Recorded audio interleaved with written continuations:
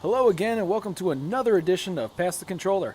For the first PTC of the new year, we figured that it would be a great idea to end up giving our year in reviews. We have a couple good topics tonight that basically cover all the bases of the past year, and let's start off. Let's start off on the negative. What are the worst moments in gaming in 2014? Amy, we'll start with you tonight. Well, I think the worst moments in gaming in general is all the freaking not just releases we had this year, but everything in you can play the game now and pre-release. If you pay full price right now, you can have early access. We had nothing but early access buggy as hell games. People are just releasing games with the excuse like we'll fix it later and just give you the games. The worst offender by far was Assassin's Creed Unity, which it wasn't a pre-release, but with all the bugs, that could be like the worst, one of the worst offenders of all that. And their excuse was, well, we could do a pre-release or you know the term I'm going for. We can just do it early access and everyone can play it. No. The amount of that has to go, and that was the majority of a lot of game releases, and I hope to see it burn in the pits of the seven hells for 2015. No more. That was definitely one of the worst moments. All right, Justin. The alpha release thing's weird to me because that's been going on for a while. But I think some of the worst things are fully funded games that are kickstarted, which have just taken money and run, which has happened quite a lot. Biggest being Earthblade, which had a huge following, huge fan base, fully funded game, took the money, left. You see this, the game Hawken, same thing. Like, the last update was July of last year. Fully funded game, played on Steam, and again, they just get their money and they're gone. And then you have all your AAA devs, the issues with Halo, the issues with Assassin's Creed, the issues with Destiny, to the point where a huge exploit still gives players a massive advantage, while anyone who were to start now, enjoy the grind, because Loot Cave is gone. So, and that's what it's become. It's one issue after another, and these are the people who have the money to spend.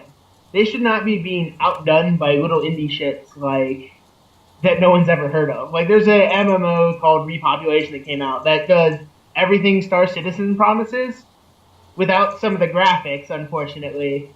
But again, with none of the money, they're just out there doing it. And then you have people like Star Citizen racking up millions of dollars, and they can't release a game.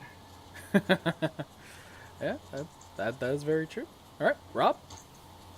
Okay, I'm going to go a little bit out of left field here for mine, and my biggest beef with gaming in 2014 centers pretty much 100% around the National Football League and the way that they discipline what they consider to be unconscionable conduct.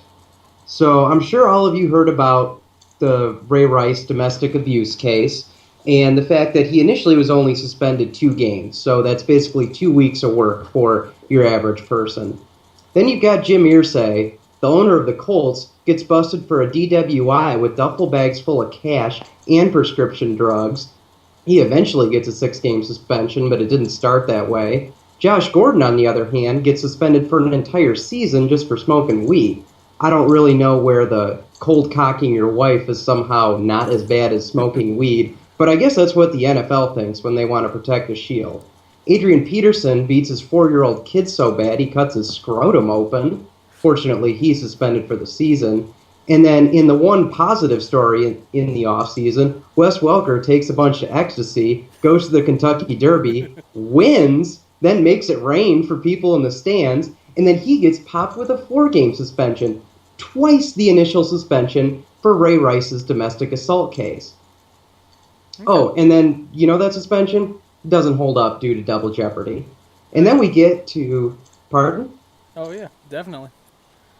Okay, and then we get to the Lions-Cowboys debacle that just happened this last week that I'm still a little salty about, and I'm not even a Lions fan. So it's 3rd and 1, 8 minutes left in the game, 20-17 Lions. Lions are driving at about midfield. Stafford throws a pass, incomplete, but there's a penalty for defensive pass interference on the linebacker Anthony Hitchens. He was also holding earlier on the play. Pete Morelli comes out on the field, makes the call, and then they act like they're just about to assess the penalty, but wait, they pick the flag up, the penalty isn't assessed, and then Des Bryant, who isn't even supposed to be on the field at the time because he plays offense, runs out, starts arguing with the refs, he gets no flag, and they just don't enforce a penalty that they had already made the call for with no explanation, and shortly after this, photos surface of the head of officiating, Dean Blandino, on the Cowboys party bus at the beginning of the season. Does that sound like a fix to you? Pardon? Were they playing Madden on the bus? They might have been. It was probably Lions versus Cowboys. No, but I just got to call the NFL out for this section. I'm just a complete organizational failure from a professional sports conglomerate, and I think that personally it trumps any of the things that happened in video gaming this year, besides Gamergate. That was much worse. Oh, yeah. we don't talk about that. We'll go somewhere. That is an entire episode in and of itself. Yeah. But I think it makes a good comparison point when you stack up all of these things that happened in the NFL, and then you have that on the other side of it for video games. Yeah, I mean, it's been a bad year for all around games. Yeah. For Yeah. everything. This was the worst year. In a long time. And especially for... However, I want to ask you this. Who is the cover of the next Madden game? Did they already vote on it? No, is I'm it just saying, who I want? Who would you want? I want Aaron Rodgers to be on the cover of the next Madden game so that he breaks his spine in half in game 2 of next year, and I don't have to hear about him anymore. That's my vote. You mean let's Aaron Rodgers make over the Roger league Goodell? Interesting again. Let's just break Aaron Rodgers, Peyton Manning, Tom Brady, and Drew Brees just in half. Oh, maybe we can and then just see what happens. And then maybe, let's let the Tennessee Titans have a playoff berth. They deserve it. All right. Now the next question. Aaron Rodgers on the cover or Roger Goodell on the cover?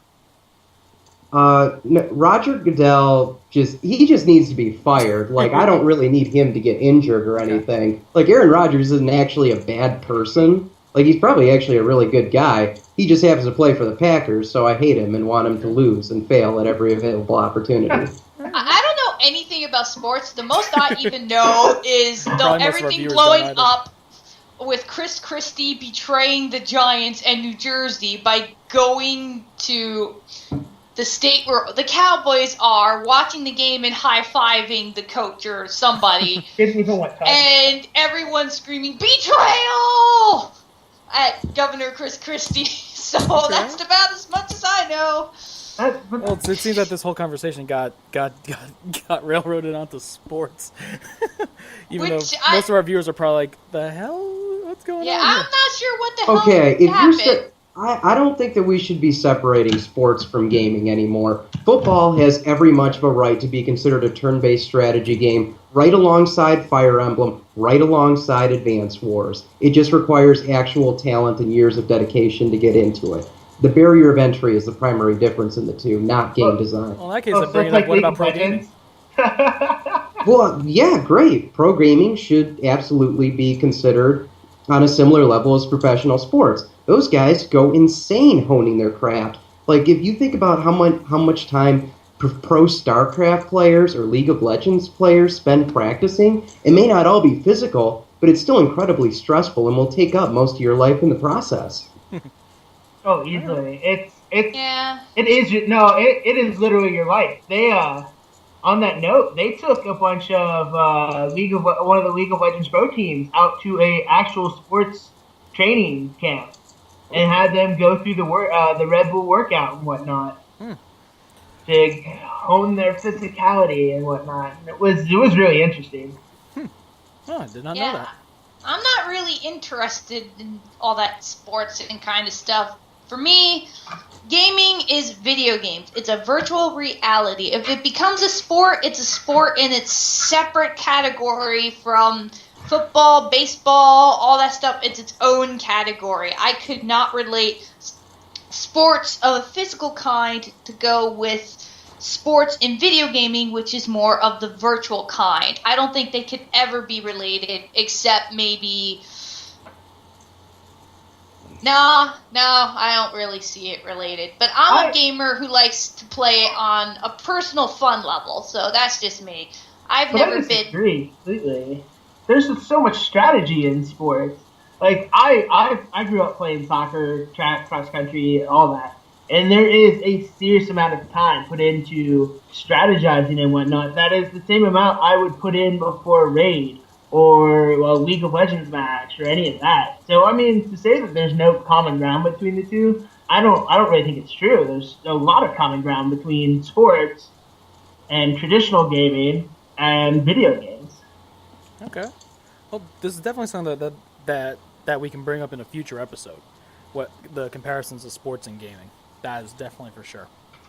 All right. Well, I think that's good for the worst moments in gaming of the year. There's probably plenty of other ones that we could get into as well, but we need to move on. After the first round, Amy, you are at 6 points. Justin, you are at 7. And Rob, you are at 4.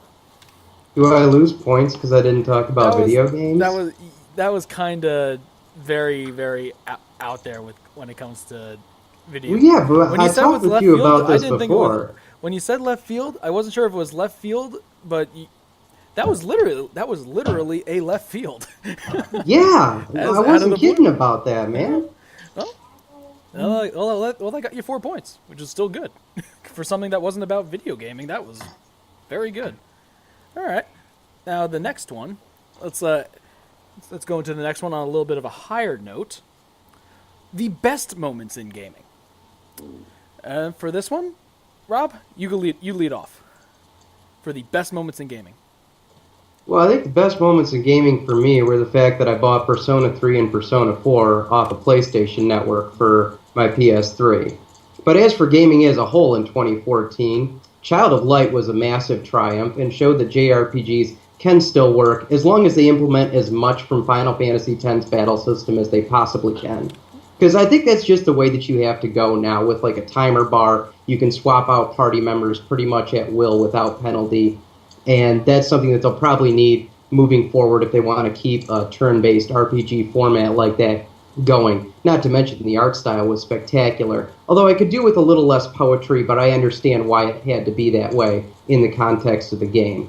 Okay. Smash Bros. 4 came out. That's fantastic. Nintendo's just kind of quietly winning the charge year in, year out with their releases. It seems like Destiny flopped, Watch Dogs flopped, but we still got Captain Toad Treasure Tracker actually being a very old school no jumping style platformer, really which is quite an interesting development, and it worked.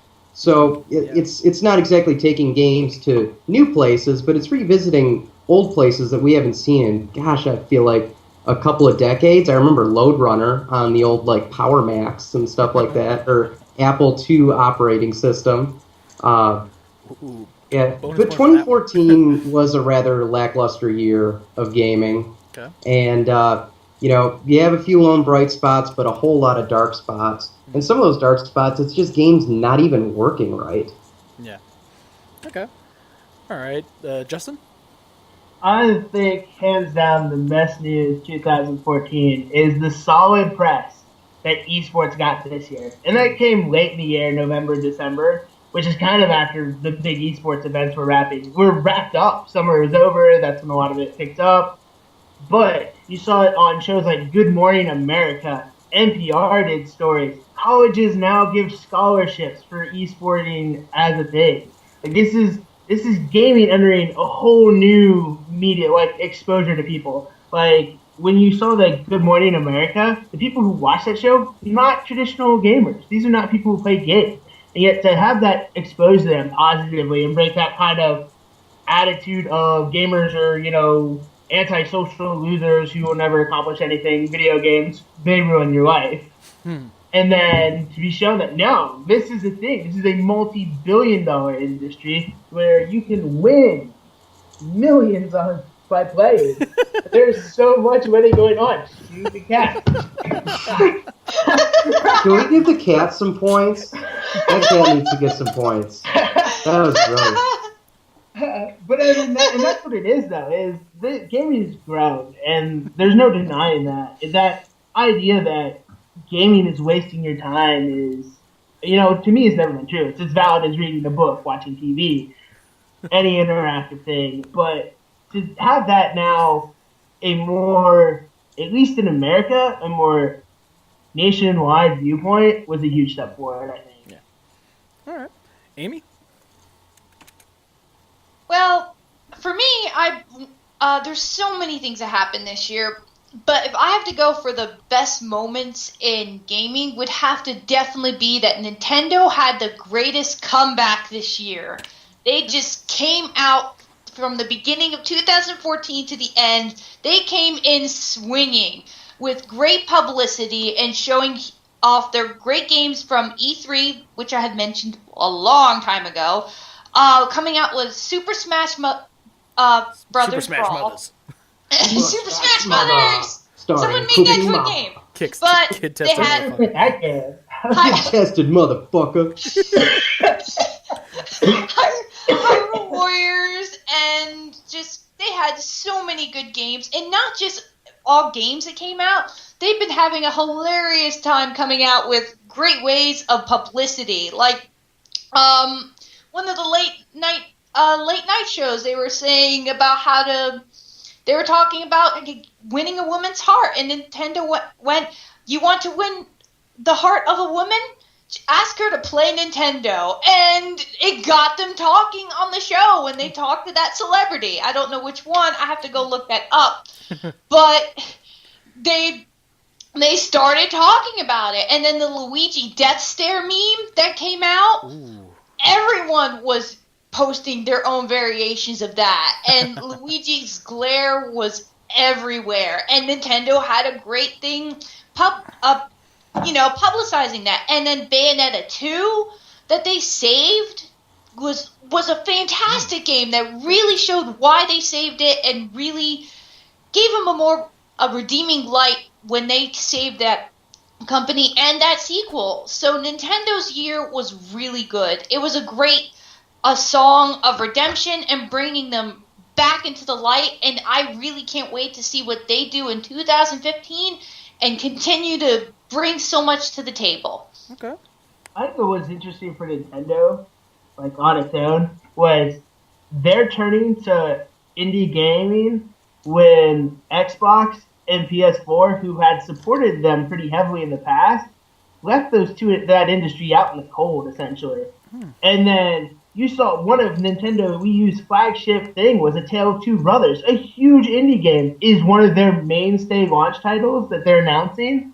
Like, I was thrilled. I've always loved Nintendo. I've always felt it's kind of been like the better console ever since the end of PS2, because I can't deny I love my PlayStation 2. But It's like they get console gaming. Yeah. More than Microsoft or Sony could ever hope for because they weren't there in its infancy. that's Even how with I all the feel. gimmicks, all the nuances, all the little peripherals?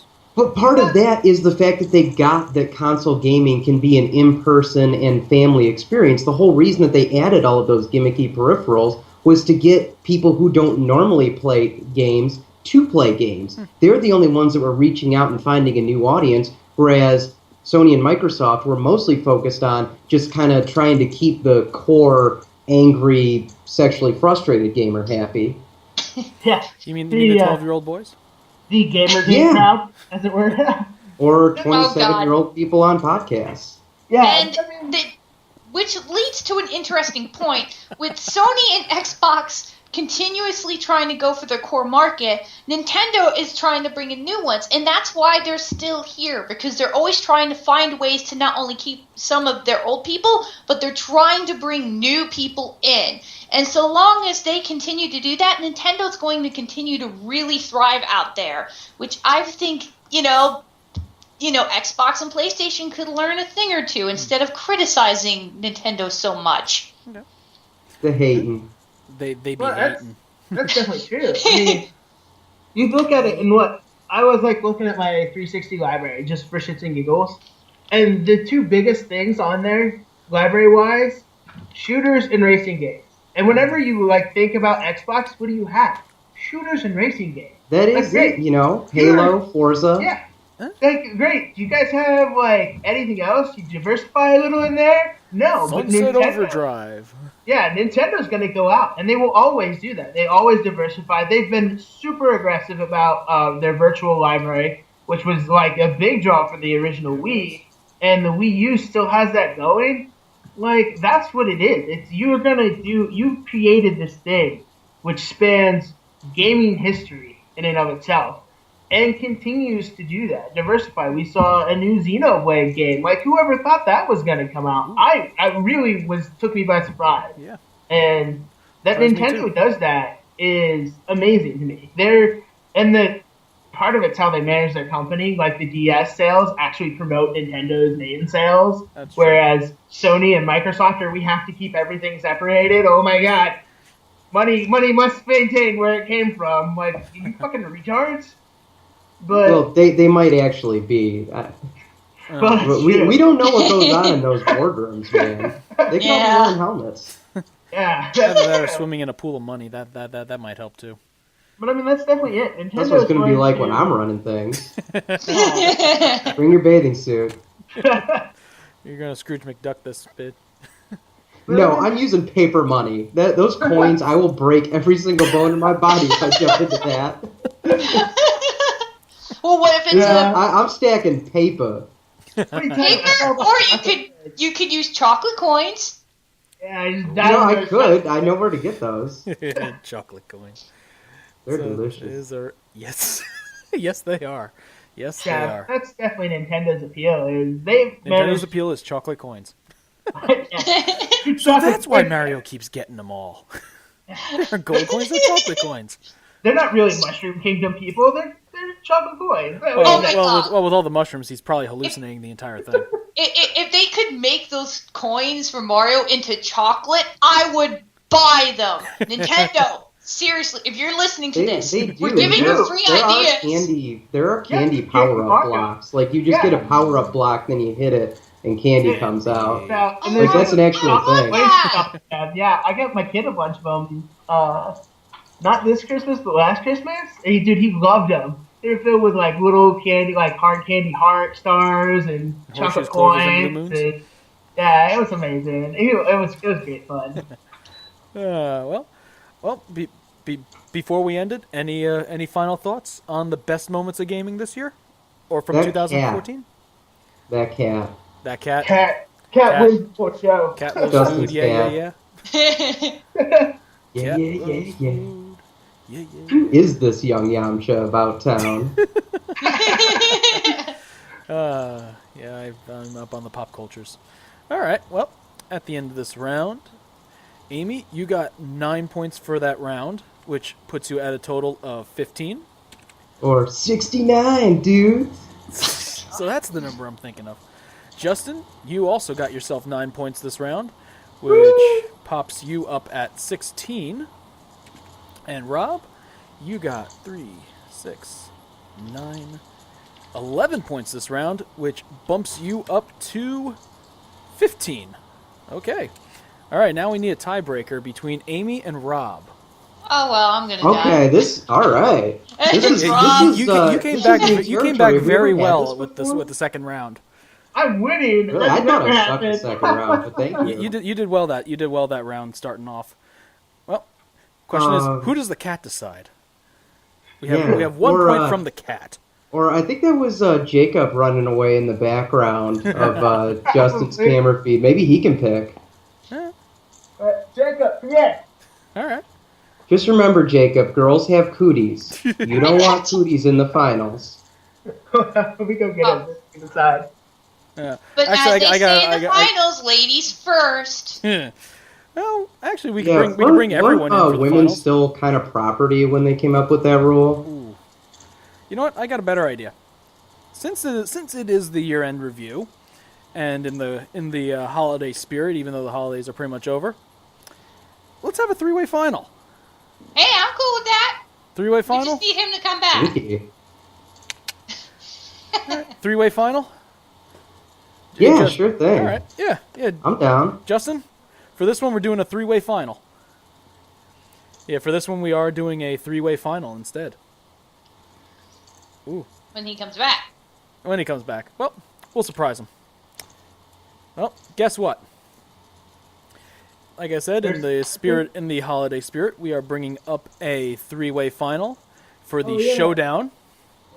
You're no longer For the... Oh, boy. I'm hearing a dog barking now. It's a very busy house. Nothing, Okay. Jacob. It's very... It's an animal house. All right. Well, Oh my god. goodness gracious. Toga, toga, toga. Which one's Belushi? That's the question. Well, it has to be me. You got the kitties. I mean, like, I dogs, you literally got kids. kicked out of my dorm for partying too much my freshman year. Nice. Like, I have to be Bluto in this example. All right. Well, to start off the first showdown of 2015, we have all three of our panelists making it in the holiday spirit. So, to start out, what is the breakout game of 2015? Each of you have a minute each, and since Justin, you had the most points, start with you. I don't think there is a breakout game of the year. I think every game pretty much had its success that it was expected of it. Well, there is one I want to say that is my best game of the year, and I really don't think it broke out of its shell either. It played up to the audience it was supposed to. I mean, you look at Destiny, kind of its minimal success was with its shooter crowd. Where are you going to get that thing off face?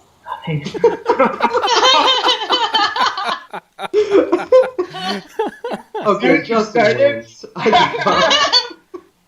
Nice. Jacob, hush. But I mean, I think that is it. I think really just games have the success they were expected to. The flops kind of might have changed things up if they had been more successful. But unfortunately, their crippling issues made that so it didn't really happen. Okay. All right. Amy? I gotta say, there was one breakout game, and I gotta say the one breakout game of this year was Shadow of Mordor. Not only was it a rare case where Middle Earth was a game from that series worked out from a popular franchise, but the Nemesis system itself was really good. It was an actual promise that really worked, that you could have an orc that would hate your guts, that you stab in the face and he wasn't dead and would have a new part as he would come and hate you, or he would kill you, get stronger, and you would have to go after him and kill him, and out of sheer vengeance. That it was a promise that actually came through. It was one of the rare promises that they put out throughout the year, and it worked out, and it leaves to the imagination of what this Nemesis system could do in the future. Okay. It has a lot of possibilities, maybe even superhero games that I want to see come out. And it was the best Assassin's Creed game that we never got this year. So, Okay. all things considered, yeah, that's my breakout game All right. this year. Rob? It may not have broke out too much, but I got to give it to Super Smash Bros. 4 as a party game, more so than a competitive fighter. I really liked what they did by allowing more expansive aerial combat. You can air dodge now without going into special fall, which not only helps recovery, but allows you to have even flashier matches against your buddies. The cast is massive. They brought a lot of new and interesting characters into the fold. The Xenoblade guy, well, a new addition, was kind of what you expect for Smash Brothers, but then they brought in Animal Crossing villager, Wii Fit trainer, you know, those left field suggestions that you never would have expected, but they put it in the game, and it's fun, and it actually works. And yeah, Smash 4 wins it for me. Kind of wish I had more to say on it, but it took out the crappy parts of Brawl that took away from it both as a competitive and a party title, and it just kept the parts that were interesting, like Final Smashes are a lot of fun when you got buddies over, so that you can do some very spectacular fireworksy displays of things going on. So I'm a big fan of what they brought to the table in this newest edition. And we always got Project M for the competitive scene. Okay. All right. Well, all three of you had some pretty awesome selections there. But for this one, while I loved Smash 4, it was pretty much expected that it was going to be the game that pretty much saved the Wii U. So it's like we went into it knowing that it was going to be an awesome game, and it is a fantastic game. So for this one, I gotta give the point to Amy for this one. 'Cause I did not expect Shadow of Mordor to be as good as it was. It's like I wanted more. it was a very good game, and the Nemesis system really did catch me by surprise. That's the only thing that was really successful about the game, I feel, though. But it is something that we don't get to experience a exactly. lot. Well, that's true. I mean, it is something new, but I think it played up to the crowd it was supposed to. Yeah, they really need to break out because, again, it plays up to that kind of Assassin's Creed or the Lotro fan base. You know, it's kind of But the we've lore. seen Assassin's Creed. We've seen Assassin's Creed But clones, that's the same thing. And it's like the only ones that have actually been good are actually Assassin's Creed games, with the Yeah, exception well, of probably Unity and 3. The Yeah. rest were pretty good. But, But I mean, you Shadow get of up to Mordor, it, yeah, and we knew it was going to be in not your repetitive parkour gameplay style though. game, but that was a big breakout. For them. It definitely a breakout because with the system, with the Nemesis system, when you really think about it, you can apply that thing to anywhere. Yes, you could. Do you know how long has it been that someone's tried to make a superhero game and failed? Apply that Nemesis system into a system like that. Okay. That would only That would work be with great. NPCs, which Alright. aren't really kind of the build-up for superhero games. It's that player, it's the interaction between players. I think that makes superhero games successful. Okay. Not quite. Well, I mean, you But can have wouldn't that help interaction, you develop your arch nemesis in a city of heroes, city of villains type environment? That would be interesting. but- Again, Yeah. it's a system that while it could be used, I don't really think it will be because Shadow of Mordor didn't have that great a success. It's something that you might not see as much as you hope from, unfortunately. Well, Amy definitely, like I said, Amy got the point for this round. So, moving on to the next showdown topic, the flop of the year. In your opinions, what would be the flop of the year? Each of you have a minute for this one. We'll start with Rob. I gotta give it to Thief. I have never been so disappointed in the $20 that I spent to get this game than I had playing the latest Thief remake. It seems like they had this idea that Assassin's Creed is now the definitive way to do stealth instead of how Bethesda's been doing things with Dishonored and Fallout and the Elder Scrolls. So, given that I'm a huge fan of those titles, that's a lot more what I'm expecting. Stealth needs to be a puzzle. It can't be a series of fancy action sequences with parkour stunts, and every single NPC that you interact with on a friendly basis just has a ridiculous amount of eyeliner. It's like an Avril concert in there. The game is not nearly as open world as they had billed it to be. I found that a largely linear game like Dishonored gave me much more choice and freedom of movement as to how to build myself as a character and interact with the world. So it flopped on that as well. The stealth was bad. The combat was okay, but I found that their button configurations were a little clunky. I don't like having to use both shoulder buttons a lot. It really trips me up because my middle fingers are better used for something like this than actually playing the game. It's the same issue I had with Armored Core. It's just something that me, as a player, I can't do very well. But yeah, it's... And yeah, it just seemed like you weren't rewarded adequately for avoiding combat, which in a game like Thief, since it's Thief and not Assassin, needs to be emphasized. Okay. Killing or hitting people needs to be a last resort, not clearly the best option most of the time. Okay. All right. Next up, Justin? I'm torn. Because I want to say Assassin's Creed, but I think that's the obvious answer, so I'm going to go Star Citizen. We actually got to play it this year, and it was broken. The game is utterly destroyed by the economy itself. And to the point where if you're not spending hundreds to thousands worth of dollars, you're not going to win. You're going to always be behind. It's unfortunate for a game to be broken before it's actually fully out. So I'm gonna say I'm gonna go with Star Citizen on this. Just on that sheer pay to win scale I've never seen before. Okay. All right, Amy. There's a lot of games that really came out. This is a tough one. Yeah. I mean, you could go with Assassin's Creed. There was another game I had in mind. I couldn't find the title though, because I'm very bad with it. But it was the game. As I try to find the frickin' name, it's down again. I guess that got it. But it was the game that launched 1,000. Well, not quite 1,000, but if you watch the show Jimquisition, he reviewed a game that was part of the Steam lineup that was really bad. It was not only very glitchy as hell and took graphics from different games, but it was a game that was so bad, and when he made a review of it, they launched into attack mode. They went on to review the reviewer and did all this attack campaign on the reviewer and tried to censor all the negative feedback on this entire game. Not ignoring the fact that not only was it extremely buggy, but they took their blood effects from Google search, Google image search. I am really trying to find this name, guys. I cannot find it. I think they took the video down again because I am not finding it. This game name, but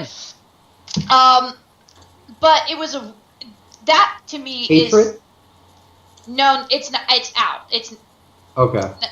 It's out. I'm not like I have my own views of Hatred, but it's not out yet, so it doesn't count. Okay. But this game, it was so bad that it's like for $10 on Steam, and they attacked the reviewers. So for me, it's a horrible game, not because they took assets from other things and made a game into their own and released it for a couple dollars, but they tried to censor those who said, this is a terrible game.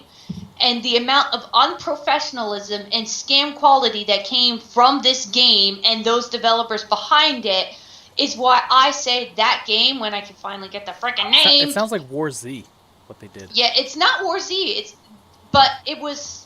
If you look up Jimquisition, the game, he was the one that was targeted the worst by it. But that to me is the worst game of the year. Okay. That game that I can't get the freaking name of. I know I'm not gonna win the round for it, but you know what? I'm gonna get it out there. That to me is the worst. Okay. That's the worst game. All right. Well, unfortunately, while I can't Slaughtering Grounds. I can't really take Yes, the game Slaughtering or- Grounds. or That's the Slaughtering name. Grounds. Well, That's the name.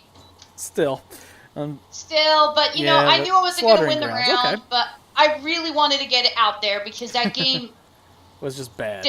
it was just bad. Because to me, a bad game, you can have the glitchiest game in the world. Okay. You can be like Assassin's Creed and all that stuff, but if you act in a sense of professionalism, okay, I can forgive you a little bit. But if you go into an unprofessional route that scams people, scams them out of their money, and tries to censor people to say you have a terrible game, then that to me marks the worst.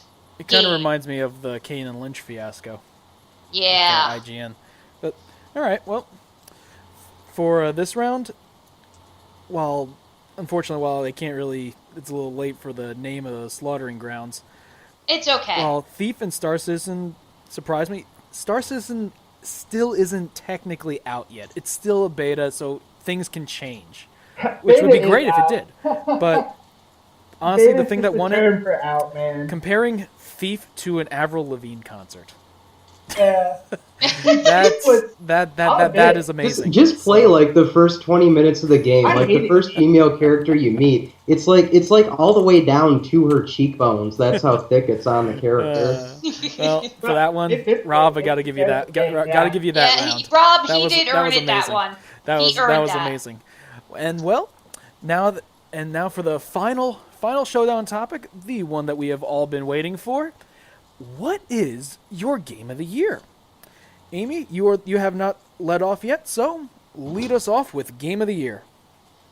hands down, Dragon Age Inquisition. Why is it the game of the year? It's a great redemption act for BioWare. Because when I first played that game, I got the feeling of Skyrim all over again. It gave so many maps all over the place that you could explore. The Hinterlands is practically as big as Dragon Age Origins if you put all the maps together.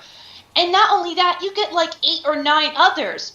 Sure, they're optional, but you can go explore them from a desert to a snow area, sometimes in a different world completely. You have all this stuff that you can explore, different side missions. Sure, they don't count, but they're kind of in a little It's a side mission, MMOE, that's the but point. they're very relaxing. I could just go, around and do whatever I want. The story's pretty engaging, and even though I haven't beaten the game yet, your decisions do matter, because I played an Inquisition that said, you know what? Fuck the Maker. I don't believe in that stuff. This whole thing is a bunch of circumstance. And it took that choice into consideration, and the game remembered my character's not religious and doesn't believe in that stuff. And that reflected in my choices. When I played a different character who was all, I am for the Maker, God bless the Maker and Andraste, it reflected in my choices, and I could say, I am the Herald of Andraste. Kneel! Okay, not like Kneel that. before Zod. But kneel before Zod. But it's a very engaging game, a fantastic RPG of the year, with plenty of areas to explore, plenty of dragons to kill, which I haven't yet because I am a coward, and a great story. And I'm pretty sure the ending won't be bad. Good on you, BioWare. To me, best game of the year. Okay. All right, Rob? I gotta give it to Child of Light. It's my favorite game that came out this year that I played, and it just hit on everything that I liked about JRPG games in the past, and it managed to bring it all together. First, you've got a battle system that, while turn-based, factors heavily into timing. You're allowed to swap out characters at will, so you're not really penalized since they all level together, so you have an even-keeled army going into each and every battle. It has free-form exploration throughout the level. Since your character can fly, the sky is, quite literally, the limit for where you can go in the game. You're also allowed to interact with enemies and stun them, and it gives you a little bit of a stealth option so that you can sneak up on people, gain combat bonuses. You have vibrant, detailed characters with real struggle, but since it is phrased in the form of a nursery rhyme over the course of the game, they don't take themselves too seriously, so the game always has a few moments here and there where you chuckle inwardly to yourself. And that's not to mention just how spectacular the watercolor graphics are. I haven't been involved in a game world this beautiful since, I want to say Wind Waker might have been the last game that really did it for me quite like Child of Light did. It's, overall, everything that it set out to do, it succeeded with. And I really hope that they make another game, if not in the same universe, then in the same style with a similar team running the show. Child of Light gives my thumbs up for the year. Okay. All right. And Justin, bring us home. I will go with Divinity: Original Sin. From the alpha and beta experience all the way to official launch, it was. I take part in probably 20 to 30 betas a year, and I can't say I had a beta experience like that. They listened to us. They actively talked to us. Like, we had full length, from casual to serious conversations with them, and they took that feedback into account. And for a game that you can mod, you normally don't get everything they promise. But this is a game where they do that, and they don't hold your hand. You can change so much about this world, from casting a rain spell on a burning boat unlocks a quest you wouldn't have known was there, or you wouldn't have even maybe thought about doing. Then that's really what it is. You create, they have great AIs, amazing party mechanics, everything that Divinity is known for they did. The only thing that they kind of didn't do as well as they might have done in, say, Divinity 2 was the graphics were a little more low-key, but given how they made the game so impactful, to sacrifice on graphics a little so you can make a game like that, I'm down for it. I don't need the high-end graphics. I will gladly play that RPG and say it was the best one that came out in 2014 RPG-wise, because no one, probably in the last 5 years, has given everything that game has given. Okay. All right. Well, This is a tough one. All three of you made some fantastic points, with Dragon Age being the redemption of BioWare, Child of Light having pretty much everything that you can want in a JRPG, and Divinity where it shows that the devs are actually listening. So I'm having a hard time choosing this one, but unfortunately I haven't played all three of these games, which I need to get to. I actually have. You should. I actually have Child of Light and Dragon Child of Age. Child of Light's pretty quick. I mean, on my 20 hours, so. I think you're through it. Yeah, and in hours, Dragon Age, if you're going to play that game, make sure to clear out your week, because that game is a time sinker. Like, That is very I true. finished Dragon Age almost 80% in 3 days. Non-stop. but did you do? Oh, okay. Okay. I did 80% of the game, 2 playthroughs. Did you do all the side quests? I didn't do a lot of the go fetch this item here because it's for equipment that I didn't need Well, or was below me stat wise. But definitely, and I think it's a shame is that Amy hasn't finished the game, so she couldn't mention how amazing the ending really was. Well, so that's the sad part. it actually does have a good ending That's compared good to to the know. past Just few don't- games of BioWare. just don't tell me. Just What do you don't mean? tell me. It's BioWare really games open usually have ended. good endings. What are you Yeah, talking BioWare's about? only really fucked up 2 of them, but I The mean, last 2 in a row, though. Yeah, but this game's really Dragon it's Age gonna- 2 and Mass Effect 3. Yeah, but Dragon Mass Effect Age 3's ending was Inquisition. fine. Y'all are crybabies.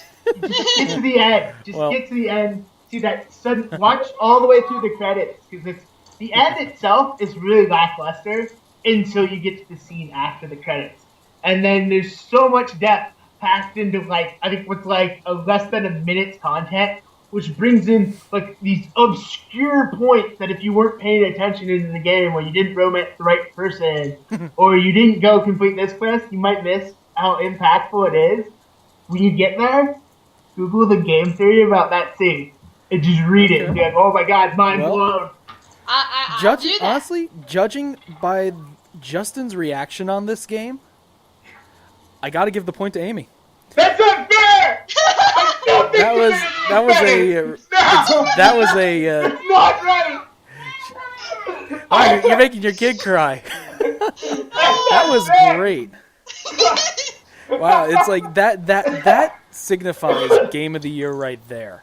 No! Where It makes you don't children even cry. you don't no aside from that, I still like think it wasn't even your Divinity is a choice, better but game. yet you are gushing about it so much, I know! and because how they're all great it games, was like, a redemption for BioWare. It's how- not a redemption how it for BioWare. pretty much it's put them back- jacking another game. That's my main It's like complaint how with it Dragon put them Age. back on the rails. So, I And don't I think it want them to does. stay on the rails because I like BioWare. I'll just wait for the next Mass Effect and watch them how they screw that up. Well, Oh, yeah, God. but I don't It really think was this is- between it. Honestly, it was between Dragon Age and Child of Light because both Oh, of them see. look very good. Well, Child of Light's great. Like Child of Light is fantastic too. Like, I love the artwork of Child of Light. Like, what kills me is Rob didn't talk about the music and how engaging it was. Like to me, that's like the Oh, best part God. of Child of Light. Like, I think it's funny. ambient music never really did it for me, so it's just not something that I would touch on But in a it's so review. Because fitting, like, I'm more like that artistically. in your face kind of shit, like Well, in Mega Man X. honestly, You know, like oh. that's all heavy rock and like you can't just tune that out. With Child of Light, I'd usually like the music flowed really well with everything that was going on. I just kind of forgot it was there. That's Yeah. kind of the key of like good music is it's such a subtle Yeah. thing. And like, You need Not always though, because well, like yeah, a not lot of always. the best video game music came from the era when they couldn't put so many layers on things. They just had to have really strong But melodies. if you get a good music that keeps your head humming it all the time, I know I talk about Dragon Age Inquisition, but when their You main mean Elder theme, Scrolls Inquisition?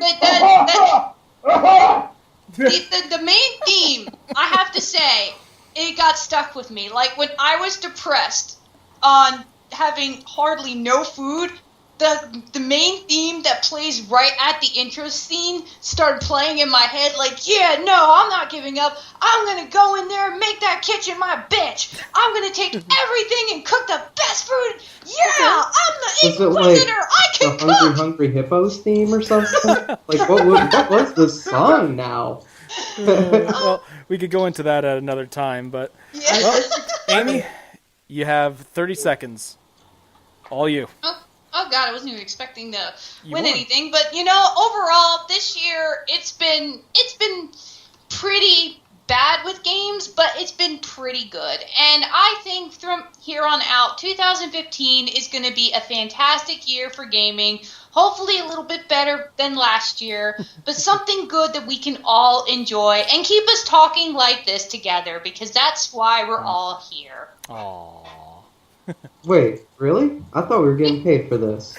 We're getting paid? Well, I wish. Shit, where's my money? Dude, I got games to buy. Dollar bills, yo. Nah. All right. Well, that is it for the first Pass the Controller of the new year.